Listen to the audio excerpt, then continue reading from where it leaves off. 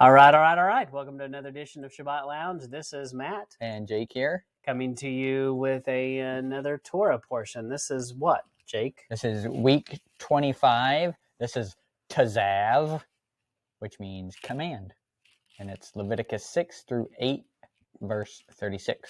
All right, now this one's pretty short. It's just basically 2 chapters, a little bit. So it doesn't take us very long to get through this, but Right. hopefully we give you some things to think about. And once again, we encourage you to read the text. Don't take our word for it. So, Jake, what is... Yeah, we could be wrong. That's right. We definitely could be wrong. So what does this start with here? So this is about keeping that fire burning continually. Is kind of where it takes off. So spiritually in our hearts, being priests, the fire of Yah is to burn continually, steadfastly doing the word of Yah. What do you think it means they're doing the word of Yah? Well, usually when I think of doing the word of Yah is, well, first the word has to be in my heart, because that's usually how it says it in Scripture. It says the word will be in your heart so that you will do it. Mm-hmm. So that's what I think of first. And the word of Yah being the Torah. Yeah. It's also the prophets. Yep. It's also the New Testament stuff. Yep. Quote Very unquote. good. So having Messiah in your heart, right? Continually walking as he walked. So that's kind of the goal. Yeah. Very good. Well, the fire was to never go out. And so we have to keep watch. And if you were to fall asleep, the high priest could sneak up on you like a thief in the night. So, Jake, have you ever heard this story about the thief in the night and the high priest? I have, on this very channel. Oh, you have? Yes. Yes. And we did use the Nacho Libre thing. Yeah, I think we did. Yeah. Exactly. So if you missed it, go back and watch that one also. Yeah. But tell the story. So is this concept of, if you were high priest, you had to take turns, staying up with the fire. Just like in the old Westerns, they you got to keep one eye open. We need one guy to stay watch while the rest of us sleep. And you didn't want to be that guy that fell asleep. And but that concept was not new. The priest had that same thing. They had to stay up all night to make sure the fire stayed lit. And it was serious, because of this commandment. You didn't want to be the guy that, let the fire go out. I mean, that would not be a good place to be. Right. And you definitely would not have your job anymore. And you might, you didn't want to find out if that meant you were dead. Right. So they had to stay up all night. So when this thief in the night sneaks up on the priest that falls asleep on watch, what happens? So the high priest, this responsibility fell on him. And so he took it very seriously, and he would have to check on this from time to time, and especially if there's a new kid on duty, or or maybe an old guy, and he would stroll through, and if he found them asleep, he would throw hot coals on their garment, and it would basically catch on fire, and that's how they would wake up. And he would surprise them like a thief in the night. That's a fine how do you do. And they would run out of the place yelling and screaming, probably, and on fire. And eventually, they might be naked by the time they got to the end. And so there's a lot of references about that. And so I do believe that I've borrowed that heavily from Monty Judah and Lion and the Lamb Ministries, but you can find a lot of things about that online if you look it up. Well, eventually, right, once your clothes burn up, you're bearing the shame of your sin of letting the fire go out. Yeah, everybody knew by then. Yeah, that you can't hide it. Hey, why is that naked guy running through camp? You woke up the whole camp, that guy. And especially all the Levites. They're like, "What's going on?" Yeah. He fell asleep. Oh no! Again. Yeah. It's always the same guy. Yeah. That Jerry. Every time. Every time he's on duty. So we got to keep watch. We don't want to fall. We don't want to be found sleeping when our high priest comes again. Right. And I think another thing important about this, keep the fire lit, keep the fire going thing, is you see Paul talk about, run the race Hmm. to the end, right? And you Yeah. see it talks about the falling away at the end, and you see it in, we're doing a study through Judges right now, but and you're watching these guys just, and they go and they're on the right track, and then right at the end, they kind of mess things up, and it's like it's important to run the race to the end. It's keep that fire lit till the end, Mm-hmm. Yeah. And it's hard. It's not easy. It takes a lot of active, just like it took a lot of active work to keep a fire going. That means, it wasn't just like they had to stare and watch the fire, but they had to go get wood. They had to poke it and mess with it. And, if you've ever kept a fire going, it would be an easy job to fall asleep at. Yes. It's not, it's like watching paint dry kind of. It's soothing. It's warm. Yeah. Yeah. Yeah, kind of like easy. sin. Kind of dim. Mm-hmm. It's interesting too, because yeah. So I've always heard. I don't remember where I heard this before, but it was that sin is like peeing your pants. At first, it's nice and warm and comfortable because now you're not under all that pressure, and then eventually it just gets cold and sticky. That's gross. I know, right? You have a lot of experience with this, do you? Not really, but okay. I could. I mean, who doesn't, Matt? Yes, bring back warm childhood memories for me. Yes. So at first, it's one way to warm up on a cold Pennsylvania morning. Exactly. At first, it's nice, and then eventually, it's terrible. You see how terrible it really that decision was. Yes, for sure. All right. Well, moving on. So in Revelation 6:15, you've got this other principle. 16:15. 16:15. Yes. You're all about changing that to 6. Yeah. About keeping the fire burning. In Romans 12:1-2 is about living sacrifices, and this idea of our prayer and study like an offering to Yahuwah. Right. So we get a lot of, if you're going to keep the Torah, keep the law, why you have to do the sacrifices and stuff like that. So what we'll find in Leviticus is that it's not common man offering sacrifices. There's specific people, specific places for these sacrifices to be done. And just like you're not a policeman, you don't go pulling everyone over when they break the law, right? Right. Same kind of deal here.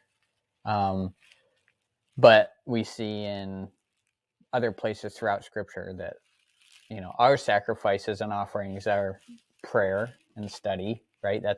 We're sacrificing our time and our desires to be more into what Yahweh wants than what we want, right? And I also kind of look at the prayer part of it as, right? It talks about not bringing a blind sacrifice.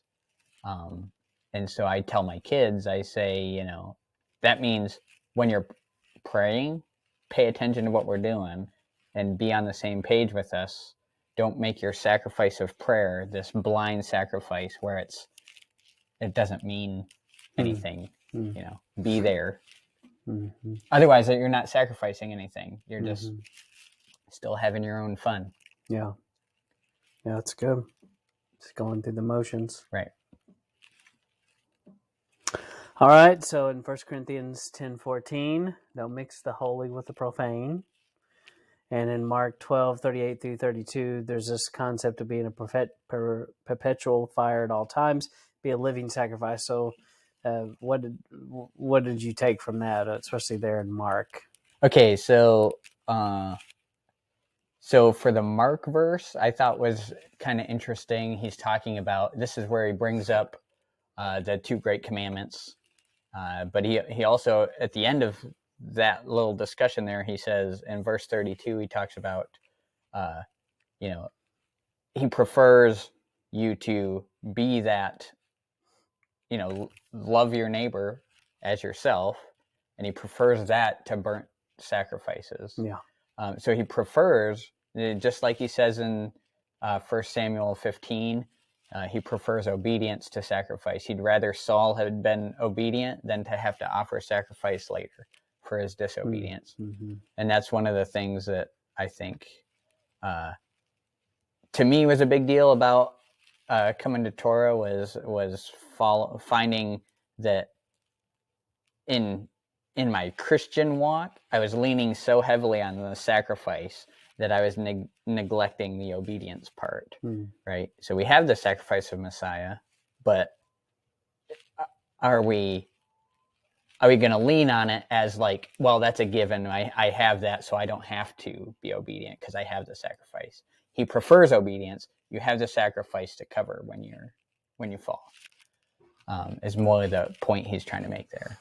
Well, and in that scripture too, and you think about loving your neighbor, it is a sacrifice, to love your neighbor. It's not something that is easy, and it requires time, effort, and energy on your part to actively do that. Right. So it's more than just giving lip service, saying, "No, I love you, man." I mean, it means you go help the neighbor, and you get your hands dirty, and you share the burden with them, kind of thing. Are you trying to say that being my friend is a very hard sacrifice that you're making? No.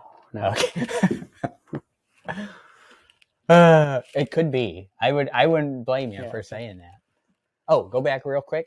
I just want to make a point on this 1 Corinthians thing too. This don't mix the holy with the profane. Oh yeah. It's the same thing he says in Exodus, and where he talks about don't worship their gods the way, don't worship Yahweh the way that the Egyptians worship their gods. Yeah, because that Corinthian scripture is talking about idols.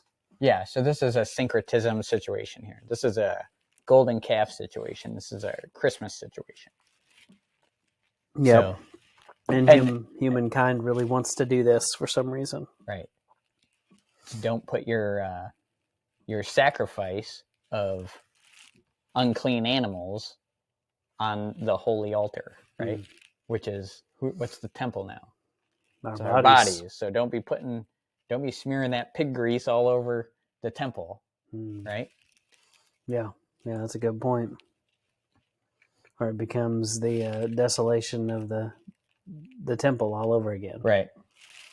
With Antiochus Epiphanes. Yep, exactly. But at your own hands. Yep. So moving on, when the fire of God is lit in you, it burns away the excess and leaves ash behind. Cleaning out the ash is like grace. Ash is what was used in ancient soaps to make one clean. And I see a lot of people, if you watch a lot of homesteady kind of things, people are going back to the whole soaps made with ashes and lye and stuff like that. So it's pretty interesting. So, Jake, how is cleaning out the ash? I was going to ask you that. Grace. Why didn't you explain it? I explained the other couple verses. So, cleaning out the ash is like grace. Remove it's taking it away. That act of taking the impurity away, in essence. Right. The rubbish, so when I first saw how you put this, I was like, well, it burns away and leaves ash behind. It's like, well, that's not good. You don't want to leave a bunch of ash behind. It makes it manageable. Yeah. So you think about, the purpose of burning, why do we pile up a big pile of logs or whatever we're burning? It makes it easy to manage, makes it go from 6 foot tall to, about 1 foot tall when you're done. Yeah. And you can easily manage that. And it's the same concept, it makes it easy to deal with. Yeah. Yeah. It's kind of this, you break everything down to its basis components. And then, yeah.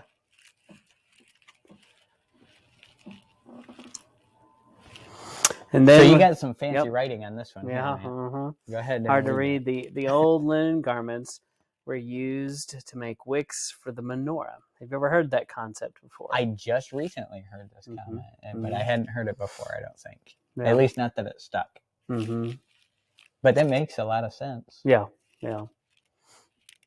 So